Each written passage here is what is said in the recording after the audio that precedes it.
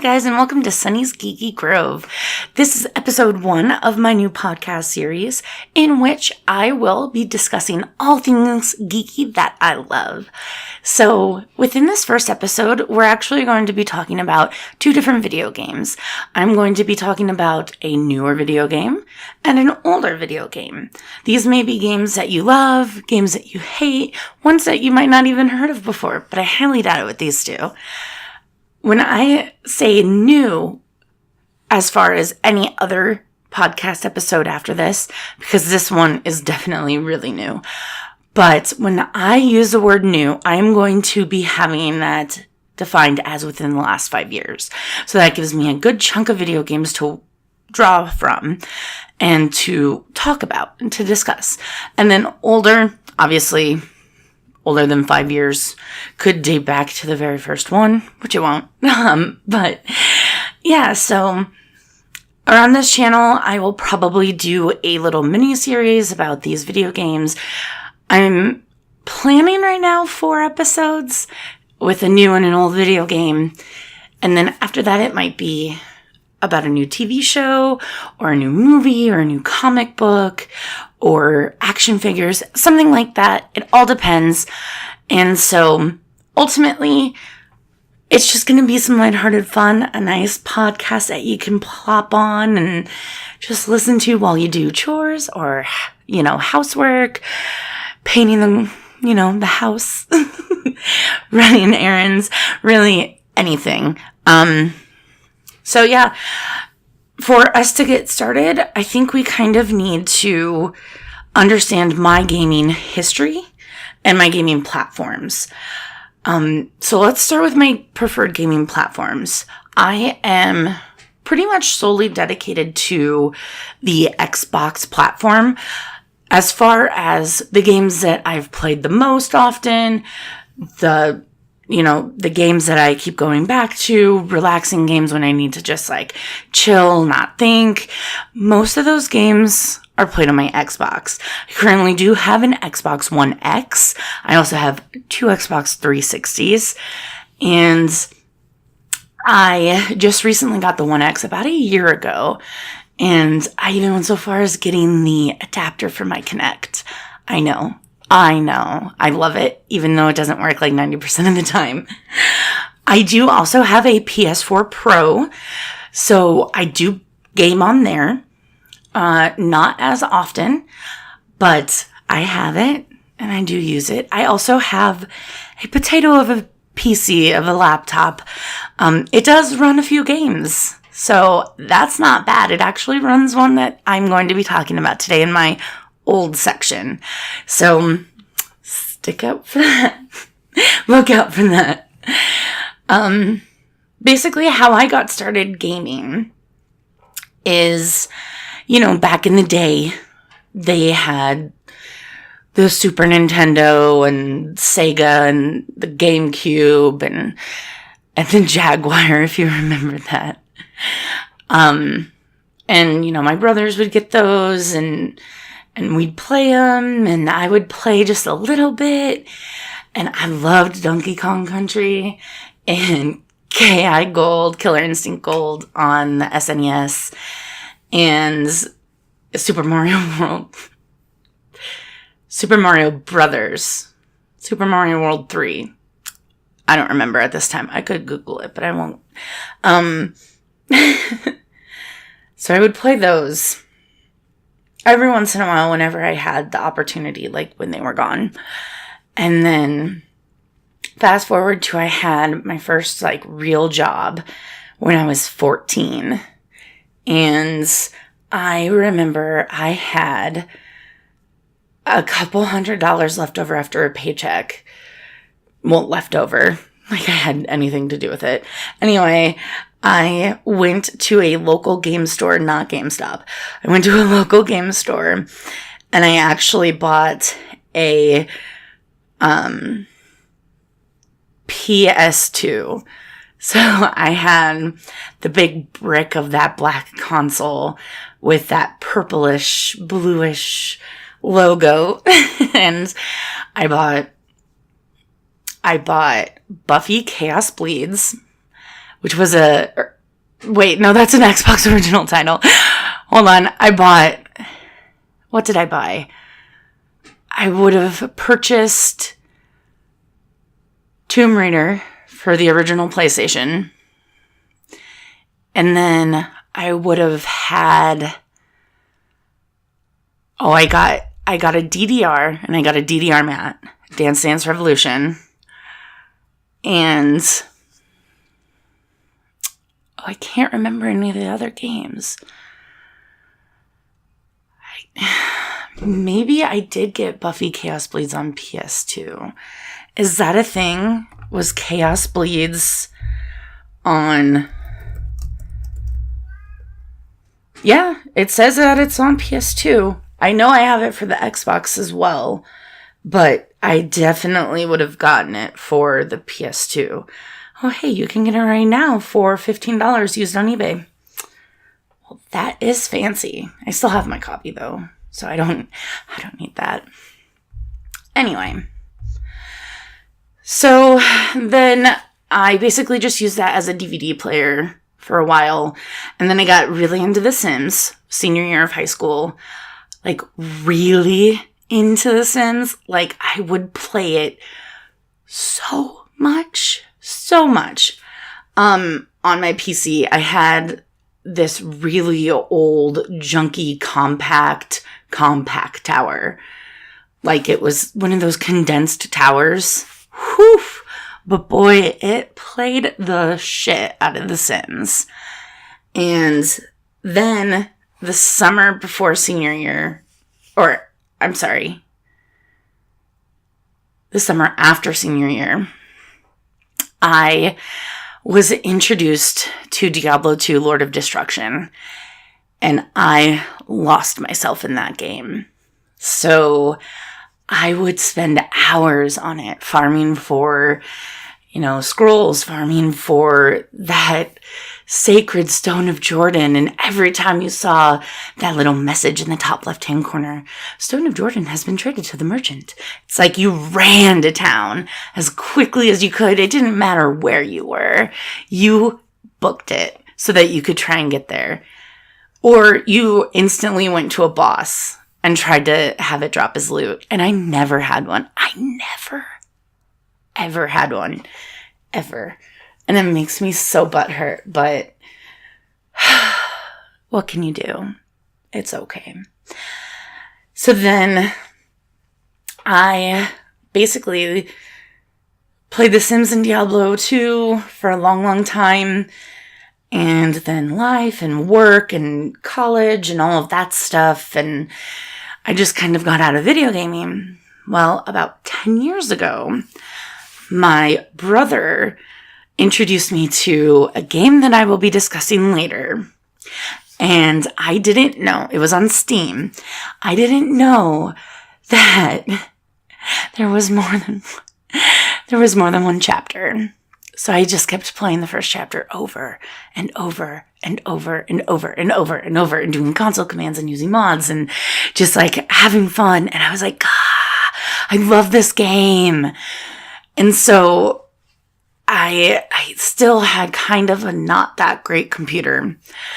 And I remembered seeing that the Xbox 360 was on sale. Not the arcade, the one with about 250 gig hard drive. The Pro, is that what they're called? I don't know. Doesn't matter. So I saw that was on sale.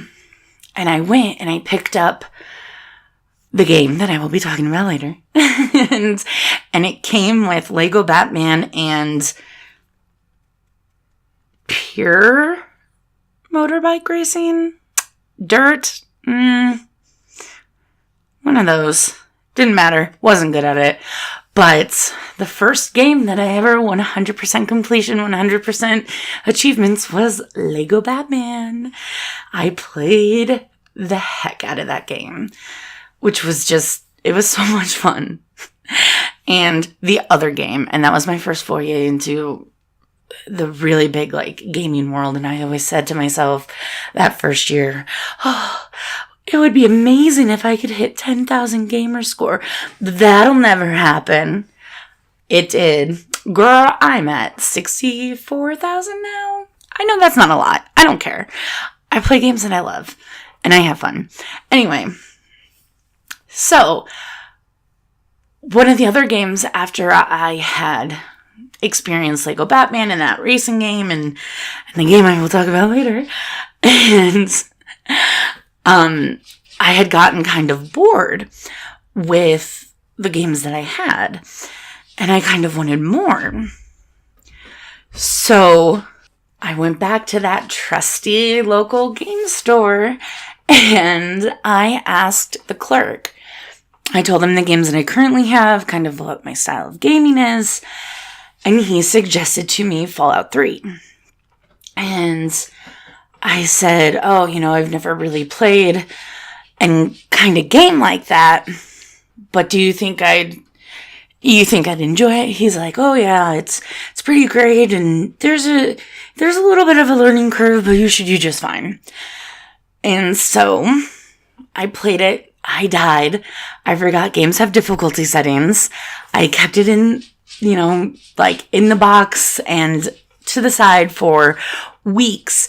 And finally, I got back into it. And I changed the difficulty. I lowered it, from normal to very easy, because I just wanted to experience the gameplay and see what it was about, experience the story. And I fell in love. Oh, I fell in love. And so that brings us into the first game that we are going to talk about. Fallout 76. Woo, girl. We all know the issues with it. I mean, we've seen the lawsuit threats. We've seen all this talk about server issues and server instability due from the dupers and selling duped items online. We've seen the trouble with the mechanics with, bullets not doing any damage. We've seen all that. We know about that. And I feel like there's far more bad out there than there is good. And yet, for me, I see myself having fun with it. There are a lot of issues. I'm not going to lie. I'm not going to be like, oh, no, it's perfect. Because it's not. They're getting better. But it is very frustrating when you spend the 24 caps to claim a workshop. You defeat the first wave, and then the second wave comes, and then, disconnected from server. And you've lost that time, that effort, those caps. I get that. That's frustrating. Or it's frustrating to try to fast travel, but all of a sudden you can't because, all the waypoints on the map have been disabled. And so you can only fast travel to, your camp, for instance. But your camp is very far away from where you died. So then you decide, okay, do I fast travel to the camp or do I log out? Either way, I've lost my stuff. Or if I go to my camp and then walk all the way back there, there's a chance that my stuff might not be there anymore because paper bags disappear if there's no one around. So it's a catch-22. I feel like they've initially resolved that issue. I'm not necessarily sure that any of the recent patches have broken that again. Obviously, there was, with that recent patch, a new duping exploit was introduced. Then they patched that, and the original duping exploit came back. So there are issues, obviously, but some of the good, we do have the perk cards, and they are a lot of fun. Starts Genes level 2 allows you to keep your mutations, but get rid of your radiation. So great. So wonderful. Being able to have those 5 or 6 mutations and no rad, so full health, it feels great. Being able to jump halfway up on a wall and then fall down and not get hurt, or take no fall damage, or when you're in a team, your teammates do extra damage and you take less. Those mutations are so great. And it really is a wonderful system that they implemented as far as the mutations. And then the perk cards themselves are a lot of fun because you don't always have to have them on. You can have lockpick, novice, master, expert, however they're ranked. You can have all three of those cards, but you don't have to have them on all the time. Come up to a lock that needs to be picked. Cool. Take off something else. Pop on your lockpick cards. Pick the lock. Get the stuff. Take off those lockpick cards. Put your other cards back on. It's a little bit of a pain, but at the same time, you have that as an option. I personally always have my lockpick cards on just because I don't want to deal with that, and I'm picking every lock that I can. So I always keep those on. But there's also sharing those perk cards. So say somebody has White Knight at level 3 that allows you to repair and craft armor. No, it's weapons at a lower rate. Or it's armor. I can't remember. But allows you to craft and repair at a lower use of your supplies. You don't have to have that if you are in a team with somebody and they're sharing that perk card, which is just really awesome. And as far as all of the issues and just like the errors that keep cropping up, they have, been pretty honest and open about patch notes and all of that. And just their communication has been a lot better now recently. And the Fallout subreddit has been basically taken over as an official Bethesda subreddit. They are replying to almost every post and taking note of all the issues, which is great. And then they are sharing with us a roadmap. It goes to summer right now, I think. And we are going to be getting a lot of new free DLC. We're going to get some events and new quests, new items. Player vending is going to be a thing that's going to happen, and I am legit excited about that. You can set up what items you want to sell, set your price per item, and then leave an adventure and come back and collect your caps. Also, one of the biggest things that had always irked me, because it was in Fallout 4, it was in Skyrim, it was using your inventory items as displayable items. I just knocked over a bunch of stuff. But like having that, plasma rifle that looks great, but you're an unarmed character or melee. You don't want to use plasma. You don't want to carry all that ammo. But wouldn't it look cool on your wall or on your desk or by your bed? So I'm really excited for that. And also just in general, all of the other updates that are going to be happening. And like I said, this game is a lot of fun with friends. Most games are, I know. But if you've got the right team, 3 other people, or even if you have 7 and 2 teams, that's also fun because you can all be in a party chat and just adventuring and questing together. And so it's a lot of fun.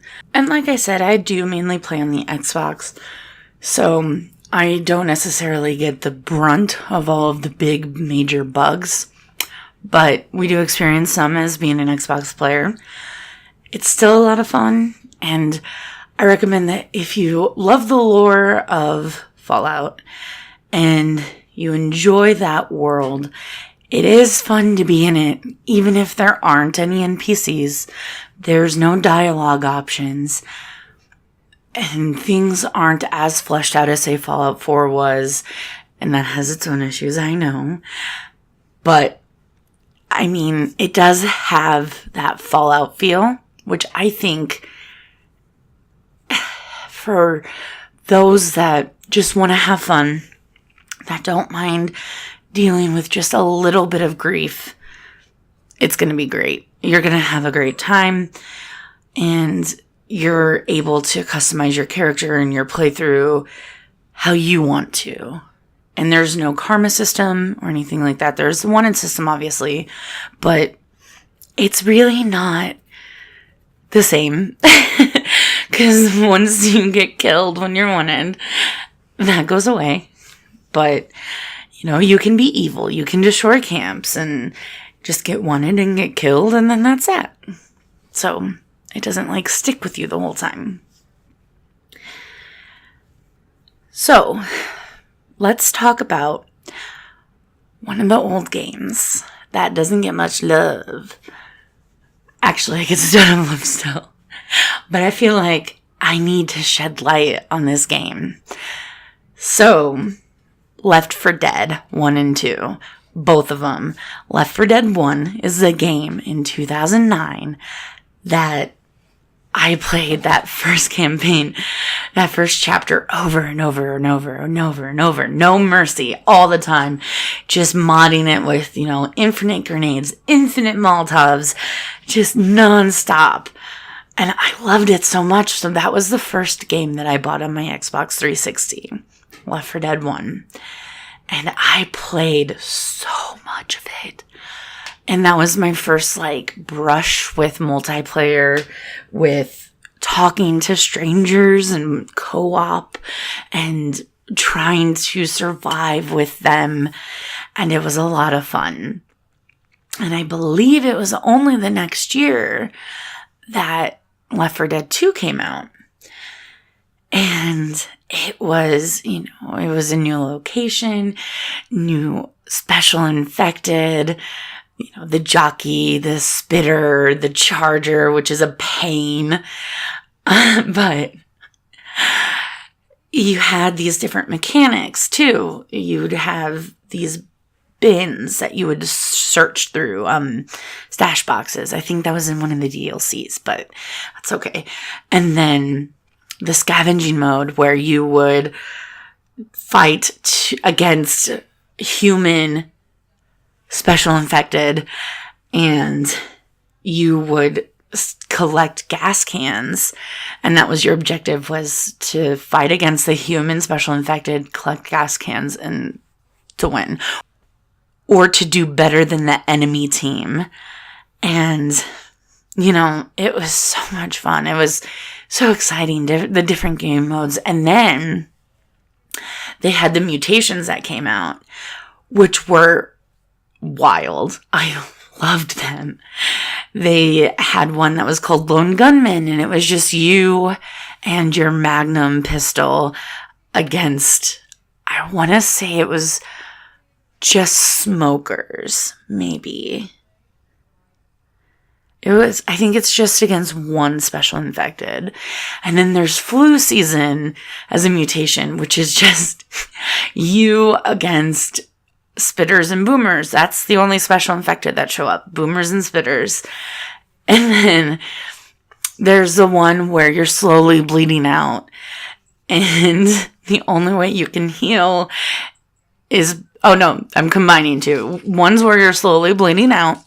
And then another is where you can only be healed by holding on to Noam Chomsky.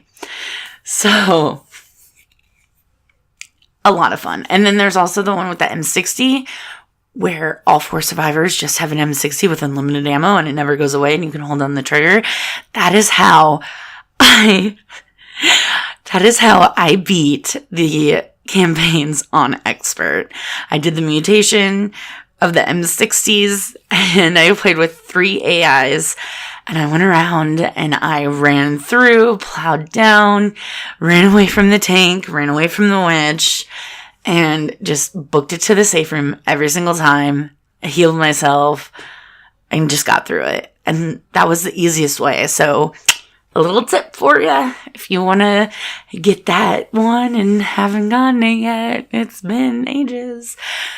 Another great thing about it is the opportunity to play as the different special infected on the verses. So Left 4 Dead 1 had verses as well, but getting to play as the spitter and the jockey, the charger, just all of the different ways that you can hurt the survivors was great. I was never the greatest at playing as special infected, but it was always fun. Even if you were on a team with people who aren't talking or you didn't know, it was always fun to try and like crowd together and form like a cross and walk through the map together. And, oh, there's Molotov over there. We're going to slowly inch that way. It was always great. It was so much fun. And then there was also the game mode of, not game mode. What I meant to say was there were the new, like the bile bombs. Those were fun, and the adrenaline shot and the defib units. Just the new added things. They were so great. And the maps. And then with the passing DLC and the sacrifice DLC, we got into Left 4 Dead 2, Left 4 Dead 1. It was paired with, I think, the Sacrifice DLC.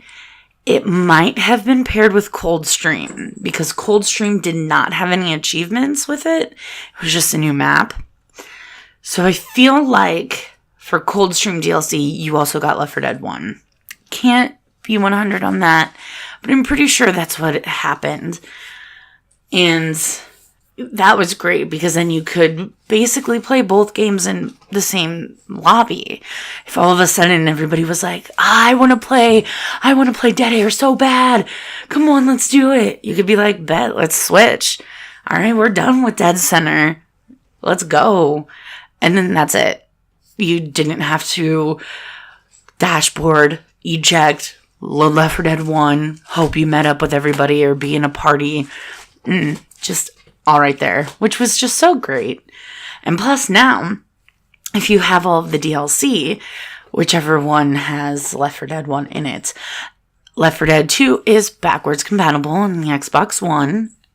So you can play Left 4 Dead 1 and 2 on the Xbox One. It's also only $9.99 on Steam for Left 4 Dead 2, and my potato of a laptop can run it.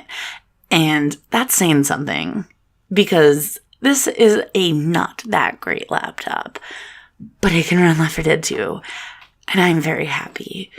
I'm a happy girl because of that. So, I feel like the player base with Left 4 Dead 2 is still pretty big. Whenever I'm playing on the Xbox through backwards compatibility, I'm not sure. Obviously, it's all the same servers, I guess. So, there's always people in a game. You can always find currently playing games or lobbies, whether they're in your difficulty setting or not. That's up to you. And that's fate. Like, you can't control that. But there's always games. And people aren't always using mics, but it is possible that they might be. And it's just a lot of fun. Honestly, it's one of those games that I go back to all the time. And my kitty is here to say hello. Okay, go away now. And it is a lot of fun. The player base is still there. The story's great. Even if you don't care about the story, that's fine. Just playing it as a zombie killing game, 100% solid reason to play it. But you have these 4 survivors who, spoilers, if you care about a game from like 10 years ago and you don't want spoiled, stop listening. But you know, your 4 survivors, you're immune. The 4 from the original, they're immune. That's why you always are getting, you know, crashing down in a helicopter, or Virgil on the boat. You don't see him again. Like, he's dead because you are immune. So you're harboring that disease and you're passing it on, even though you're not biting or scratching anybody. You're still infected. You're just passing it on, but you're immune. And they do have that wonderful tying comic that takes place from the end of Blood Harvest, when our original 4 survivors escape with the military, and before the Sacrifice DLC. And it's great writing, great penning and drawing and lines, and just, it's so wonderful. And you learn a little bit more about the survivors, and you get to like see Bill and Zoe interact in like this father-daughter way, and it helps give an explanation as to why they're there, why the people are always dying around them. And that's when we find out that they're immune. And then, they break out because the military wants to do experiments on them. And they steal a train. And that ushers us into the start of the sacrifice. And Bill and Zoe are fighting because of a few things that Bill said and did in the comic. And it's so wonderfully written and so authentic and real. And I love them. I really do encourage you to read the comics. So yeah, I strongly recommend Left 4 Dead 1 and 2. Left 4 Dead 2 was even on sale this Black Friday. It's a platinum hits, so it's $19.99 most places, but on Black Friday it was $10. And like I said, on Steam it's $10.